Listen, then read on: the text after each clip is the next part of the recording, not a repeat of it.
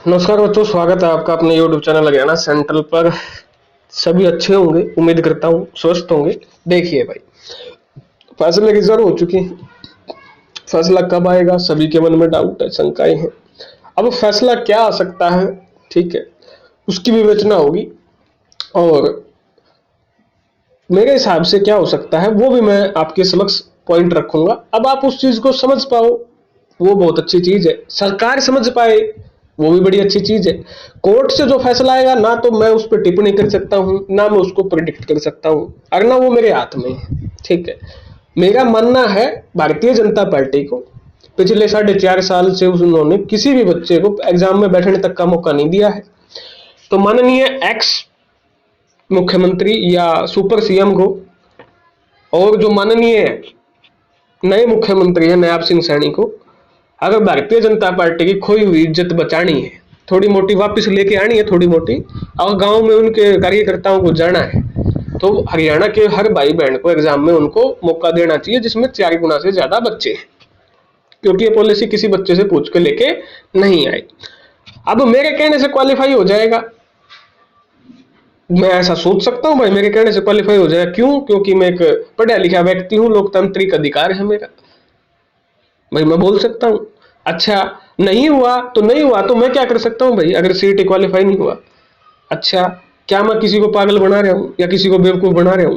CET qualify पे मैं तो नहीं बना सकता भाई, मेरी तो मांग है सरकार के समक्ष, कोर्ट के समक्ष तो मैं रख नहीं सकता भाई, ठीक है ना। ये तो मेरी सरकार के समक्ष मांग है। और सीईटी क्वालिफाई का ना मेरे को कोई लेना ना देना, ना सिस्टम ना जमीला, मैं तो मेरे हरियाणा के बच्चों की मांग उठा रहा हूँ, सभी को मौका मिले।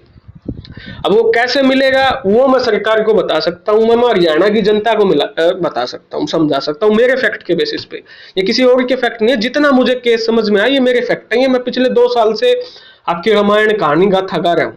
अब सरकार या कोर्ट करे ना करे उससे मुझे कोई चीज फर्क नहीं पड़ता, ठीक है, उसको आप पे भी नहीं पड़ना चाहिए। अगर सीईटी क्वालिफाई होता है, सभी को मौका मिलता है, तो अपनी तैयारी इतनी रखना कि आप एक नौकरी ले जाओ। नहीं हुआ तो उसमें हम क्या कर सकते हैं? ना आप कर सकते हो ना मैं कर सकता हूं। करना किसको है? करना गवर्नमेंट को है। अब एक बात बताओ, गवर्नमेंट इतनी तो पागल है नहीं, या एजी साहब इतने तो पागल है नहीं कि उनको ये नहीं पता कि कितने टोटल बच्चे हैं, कितने एग्जाम में बिठाए हैं भारतीय जनता पार्टी ने, या वो इतने ही पागल हो गए हैं कि उन्हें यही नहीं पता कि हमने कितनी भर्ती की है। तो इतने तो मैं पागल भारतीय जनता पार्टी के जो करता धरता उनको मैं मानता नहीं। हाँ है, पागल है जिन्होंने पॉलिसी बनाई, लेकिन इतने पागल नहीं है, ठीक है। अगर इतने पागल हैं तो भाई फिर रिजल्ट निकाले या भाई अपना 4 गुना पे करें, उन चीजों पे हम डिस्कस करें, उसमें हम कुछ कर भी नहीं सकते। मेरी मांग है सरकार से, कोर्ट से, कोर्ट का तो पता ही है, कोर्ट से तो सीईटी क्वालिफाई केस 1.5 साल पहले ही डिसमिस हो चुका था। कोर्ट ने कह दिया कि भाई हम पॉलिसी मैटर इंटरफेयर नहीं करेंगे। फिर आपके आंदोलन शुरू हुए, वो क्यों शुरू हुए कि कोर्ट ने कहा आप सरकार से जाके आपका सीईटी क्वालिफाई करवाइए, हम नहीं इंटरफेयर कर सकते। ठीक है जी, बच्चों ने आंदोलन प्रदर्शन किया, बच्चों ने भाग लिया, जी तोड़ मेहनत की, सोनीपत से लेके हर हर वर्ग के बच्चे ने अपना भरपूर समर्थन दिया, लेकिन सरकार नहीं मानी। मनोहर लाल मुख्यमंत्री बोले गेम के बीच में रूल चेंज नहीं कर सकते। हर उनके जनसभाओं में गए, हमारे भाई यहाँ का गुगाना का, डाटा गुगाना का भाई विकास, जी तोड़ मेहनत की, मुख्यमंत्री के सामने तक हो गया, ठीक है। तो सबने मेहनत की कि भाई ये जी गलत है, आप गलत कर रहे हो, सभी को मौका दो। नहीं हुआ, सारे जिसने भी आंदोलन किया, हर भाई ने, ठीक है, चाहे किसी भी प्रकार, किसी ने भी समर्थन किसी भी प्रकार से दिया, सभी का हुआ, कोशिश की, नहीं हुआ, सरकार नहीं मानी। अब सरकार नहीं मानी तो बच्चों के पास क्या ऑप्शन था? साथ में बच्चों के पास ऑप्शन था कि भाई कोर्ट में हम पैरेलल अपना केस करें। अब डायरेक्ट क्वालिफाई का केस तो डिसमिस हो चुका है और ये सभी हरियाणा के बच्चों को पता है। तो फिर क्वालिफाई कैसे हो? क्वालिफाई कैसे हो? सरकार की कमियों को उजागर करके, कि सरकार को यह दिखा जाए कि भाई तुमने इतना घिनौना, इतना गलत काम किया है और अब भी तुम शर्म करो और सभी बच्चों को मौका दो। यही एकमात्र केस करने का एकमात्र उपाय है। नहीं तो सीईटी क्वालिफाई का तो केस डायरेक्ट डिसमिस हो चुका है, तो हर बच्चे को पता है। अब किसी बच्चे को पागल बनाया जा सकता है क्या? आप बताओ, किसी बच्चे को यह कहा जा सकता है क्या सीईटी क्वालिफाई होगा कोर्ट के माध्यम से? क्योंकि हर बच्चे को पता है कि सीईटी का तो केस पिछले 1.5 साल से डिसमिस कर रखा है। तो ये हुआ। उसके बाद बच्चों ने, सभी बच्चों ने, जो भी बच्चे थे उस टाइम कमेटी के, मैं तो था नहीं, जिन उन बच्चों ने फैसला लिया कि भाई हम कोर्ट के माध्यम से सीटी क्वालिफाई की लड़ाई जारी रखेंगे। वो लड़ाई आज तक जारी है क्योंकि इतनी कमियां थी, कमियां गिना के ही सरकार से सीटी क्वालिफाई करवाया जा सकता, ना कि कोर्ट से। कोर्ट से तो पहले ही डिसमिस हो चुका है। कोर्ट में तो जाके ये बताया जा सकता है कि जी इनकी पॉलिसी में ये गलतियां हैं, ठीक है। क्वालिफाई तो अल्टीमेटली करना किसको है? गवर्नमेंट को करना है। जेई में भी तो 5 नंबर घटा के बच्चे बुलाए, 5 नंबर कट ऑफ घटाई होगी, बुलाए बच्चे, चाहे वो गलत ही बुलाए, बीए वाले बुला लिए, पता नहीं किस किस वाले बुला लिए, लेकिन 5 नंबर कट ऑफ घटानी तो पड़ी उनको, ठीक है। ऐसे ही 5 नंबर वाली लड़ाई लड़ी बच्चों ने, जी तोड़ मेहनत की, अनकॉन्स्टिट्यूशनल है। बच्चों ने कहा कि आप इनकी वेरिफिकेशन कर दो 5 नंबर की, ठीक है, हमको कोई आपत्ति नहीं, आप 5 नंबर दो, 5 नंबर की वेरिफिकेशन कर दो। लेकिन नहीं जी, हम तो 5 नंबर की तो वेरिफिकेशन नहीं करेंगे, ठीक है। तो उन्होंने 5 नंबर की वेरिफिकेशन नहीं की। अब 5 नंबर की वेरिफिकेशन नहीं भी, सिंगल जज के बेंच बोले भाई तो हमें इन सभी को बिठा लो। सरकार बोली हम इन भी कौन बिठावा, 5 नंबर की वेरिफिकेशन भी कौन करा। तो बच्चा हारता ना क्या करता, उन्होंने 5 नंबर को चैलेंज किया कि भाई ये असंवैधानिक है।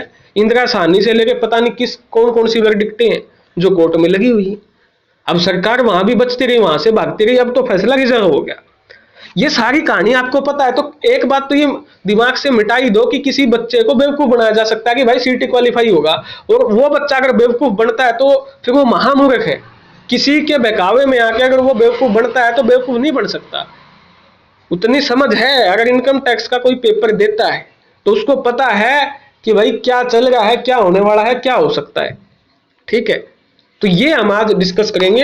अगर आज का हमारा पहला टॉपिक है 5 नंबर हटते हैं तो क्या हो सकता है, क्योंकि सबसे मैक्सिमम प्रोबेबिलिटी इनकी है। मान लो जज साहब ने 5 नंबर हटा दिए, लेट सपोज, लेट एक्स मानते हैं ना, थीटा की वैल्यू एक्स मान लो, हटा दिए, तो सबसे बड़ा बेनिफिट सरकार को क्या होगा वो देखते हैं। सबसे पहले सरकार को जो प्री की वेरिफिकेशन करनी थी 95+5 की, उस वेरिफिकेशन की जरूरत नहीं रहेगी, मैटर क्लोज, वेरिफिकेशन का मामला यहां खत्म।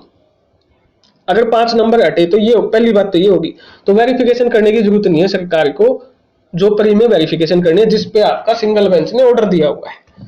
सही है भाई, ठीक है जी।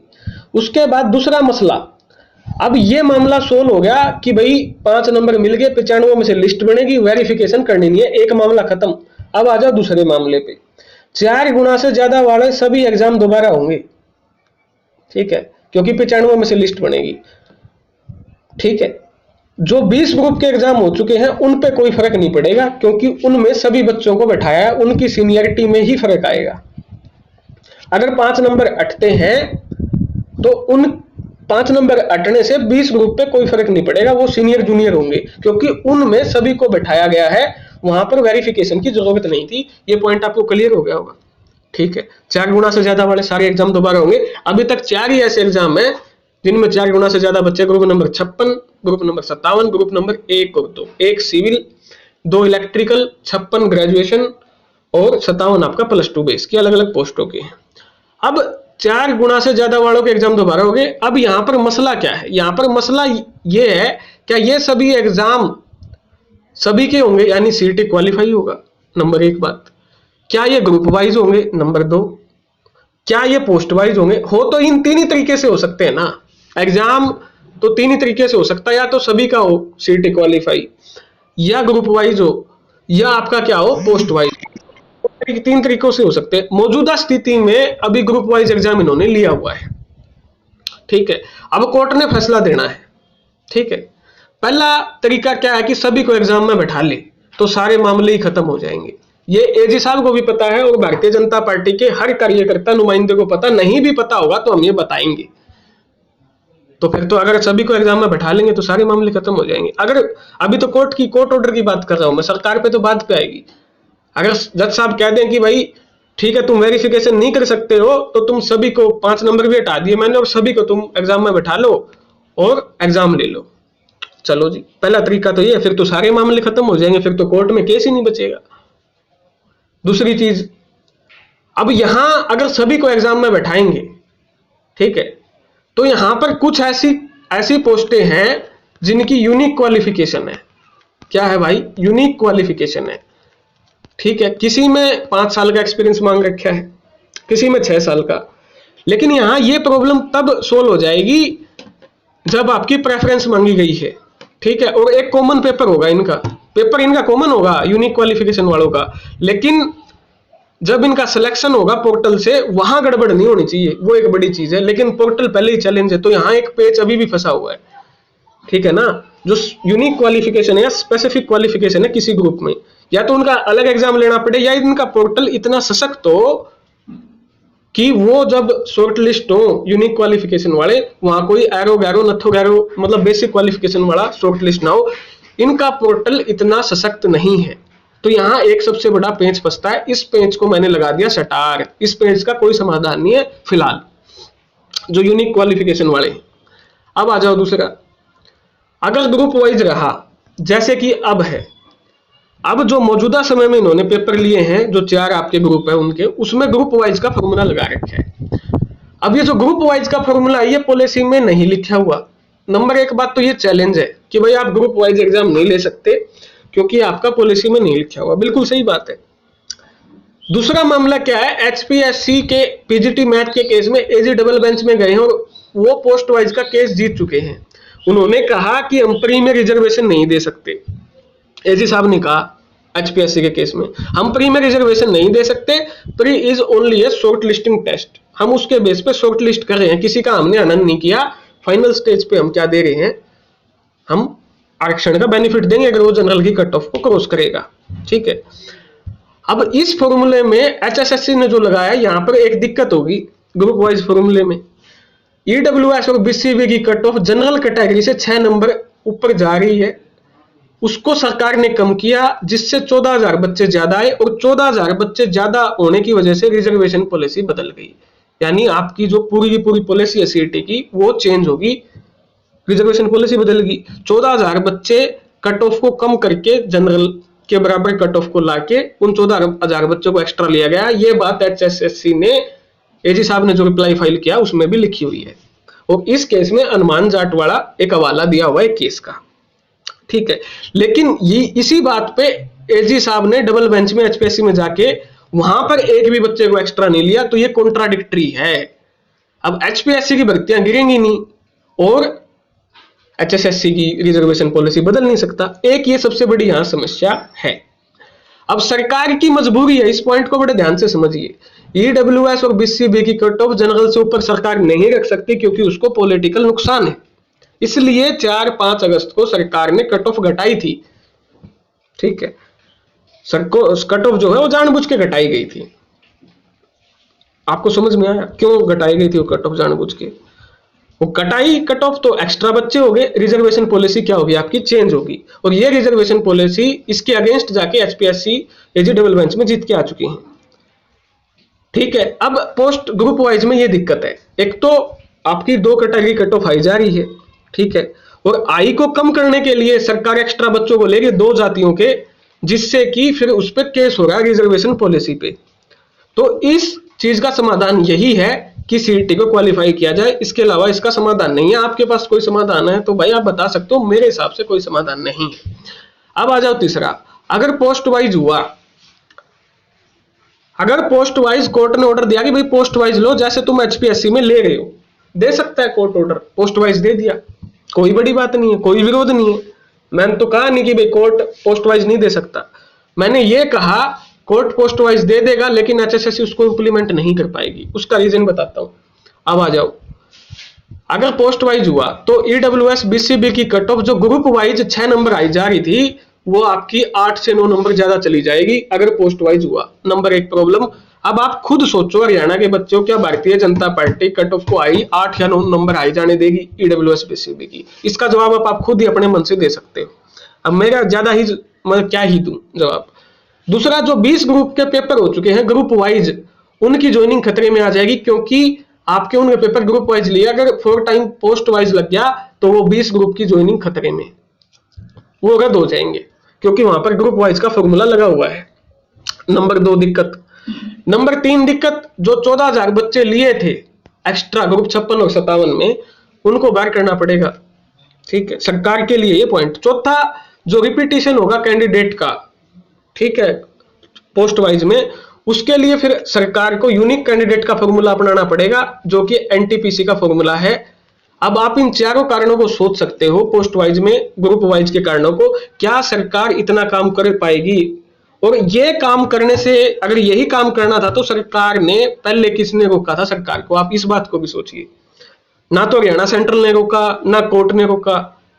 अब ये सारी सच्चाई आपके सामने है। अगर कल को फैसला आता है 5 नंबर हटेंगे तो ये हो सकता है, ठीक है। अब सारी की सारी जो गेंद है, पूरे का पूरा जो है HSSC सरकार के हाथ में है।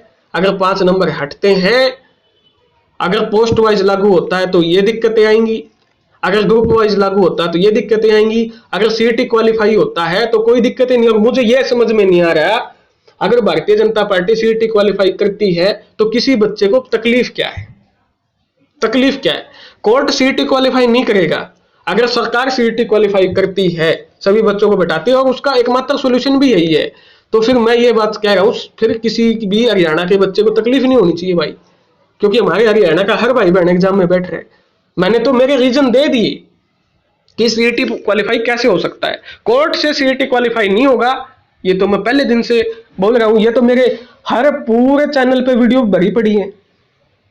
आप मेरी, मैं तो ये तो है नहीं, देखो लिखचड़ काम मना आंदे को नहीं, रिकॉर्डिंग करना, काल रिकॉर्ड कर ली, फलाना दिखड़ा रिकॉर्ड कर लिया, वो मन को नहीं आंदी, ठीक है ना। हमने ये काम नहीं आते, हम मन तो मेरे फैक्ट मेरा है। अब इसने सरकार मानेगी तो भारतीय जनता पार्टी मानेगी तो भारतीय जनता पार्टी का भला, हरियाणा के बालका का भला, ठीक है।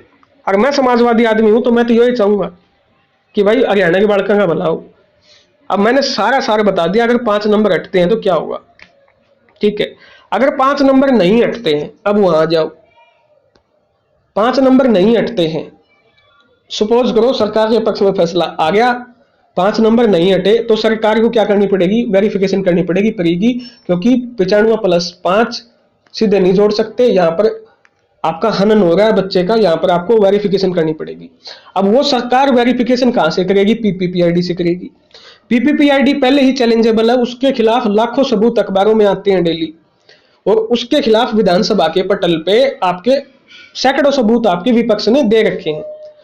अगर सरकार वेरिफिकेशन करेगी पीपीपीआईडी से तो पीपीपीआईडी चैलेंज हो जाएगी, जो कि सरकार भारतीय जनता पार्टी चाहती नहीं है कि उनकी पीपीपीआईडी चैलेंज हो। इसलिए उन्होंने सरकार ने आपका एजी साहब ने स्पष्ट बोल दिया, सिंगल बेंच वाले जज को भी और डबल बेंच वाले जज को भी, कि हम वेरिफिकेशन नहीं कर सकते। अब आ जाओ, यहां कुछ बच्चे कह रहे हैं कि वेरिफिकेशन तो बाद में होती है। भारत का, दुनिया का कौन सा बोर्ड है जो 95+5 नंबर देता है फ्री फंड के, और वो भी बिना वेरिफिकेशन किए सीधे, और फिर 2.5 नंबर बाद में देता है, ठीक है। एसएससी में तो 5 नंबर नहीं देते फ्री फंड के लिए, भाई तेने 5 नंबर जोड़ दिया, और 5 नंबर जोड़ गया तू कट ऑफ लिस्ट में आ गया तू, वहां तो ऐसा नहीं होता, ठीक है ना, वहां तो ऐसा होगा ही नहीं। तो ऐसा कोई भी बोर्ड नहीं है जो 5 नंबर देता हो प्री में। मेंस में दे लो चाहे 10 दे लो, प्री में 5 नंबर दोगे तो फिर उनकी जांच तो होगी भाई ये सही लिए या नहीं लिए किसी ने, उनकी वजह से जेन्युइन बच्चा अंदर आने से क्या। तो जो भी ये बेवकूफ लोग ऐसी बातें बोलते हैं एसएससी में ही होता है, उनको पूछो कि एसएससी में 5 नंबर मिलते हैं क्या बिना वेरिफिकेशन के? प्री में 5 नंबर जोड़ के आता है क्या रिजल्ट? वहां मेरिट के बेस पे आता है, 100% मेरिट के बेस पे, ठीक है। तो वेरिफिकेशन सरकार किसी भी हालात में नहीं करेगी। तो वेरिफिकेशन नहीं करेगी तो ऑप्शन क्या बचता है भाई सरकार के पास? अगर वेरिफिकेशन नहीं करेगी तो सरकार के पास ऑप्शन बचता है सीईटी क्वालिफाई का, सभी बच्चों को मौका देना, वहां वेरिफिकेशन करने की जरूरत ही नहीं है। अगर 5 नंबर नहीं हटे तो भी, अगर सरकार कहती है कि हम वेरिफिकेशन करेंगे, अब मान लेती है डबल बेंच की कि हम जो भी अपना काम करे भाई, इसने भी सामान बेचना हुआ है, तो अगर सरकार कहती है कि हम 5 नंबर की वेरिफिकेशन कर लेंगे और जो फर्जी निकलेगा उसको बाहर निकाल देंगे, तो आपका क्या होगा? 5 नंबर अगर बच जाते हैं, उसके बाद पहली बात तो 5 नंबर नहीं मिले तो मैंने बता दिया, अगर 5 नंबर बच गए तो वेरिफिकेशन करनी पड़ेगी। वेरिफिकेशन में अगर सरकार कह देगी, पहली बात तो नहीं होगी, अगर बाई चांस सरकार ने मान ली कि वेरिफिकेशन होगी तो फिर आपकी वेरिफिकेशन होगी सभी बच्चों की, और वेरिफिकेशन होकर जो फर्जी होगा उनको बाहर निकाल दिया जाएगा, और सारे ग्रुप के 4 गुना से ज्यादा बच्चों के आपके पेपर होंगे, ठीक है। वेरिफिकेशन, अब यहां वही मामला फिर आता है, पेपर किस तरीके से होंगे? ग्रुप वाइज होंगे, पोस्ट वाइज होंगे, या सभी बच्चों का होगा?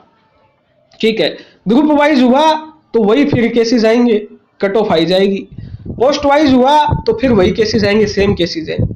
तो मैंने 5 नंबर हटेंगे वो कारण भी बता दिया, 5 नंबर नहीं हटते हैं वो केस भी बता दिया। दोनों फैसले आपको हिंदी में इत्मीनान से बड़े प्यार से समझा दिए। सीईटी क्वालिफाई कौन कर सकता है, कैसे कर सकता है और क्यों कर सकता है वो भी बता दिया। कोर्ट से सीईटी क्वालिफाई ना पहले हुआ है ना आज होगा, फैसला सिर्फ सरकार को लेना है, एचएसएससी को लेना है, उसके कारण और ये मैंने बता दिया। और पिछले 2 साल से इसी मुहिम को उठाए हुए हूँ, इंडिपेंडेंट लड़ाई लड़ रहा हूँ, आगे भी लड़ूंगा। चाहता हूँ हरियाणा का हर भाई बहन एग्जाम में बैठे। तो मैंने दोनों, मेरी तरफ से दोनों फैसले बता दिए हैं। आप इन पूरे फैसले जो मैंने बताई है इसकी विवेचना कीजिए। जो भी आपका प्रश्न है कमेंट सेक्शन में जरूर पूछिए। धन्यवाद। जय हरियाणा, जय भारत।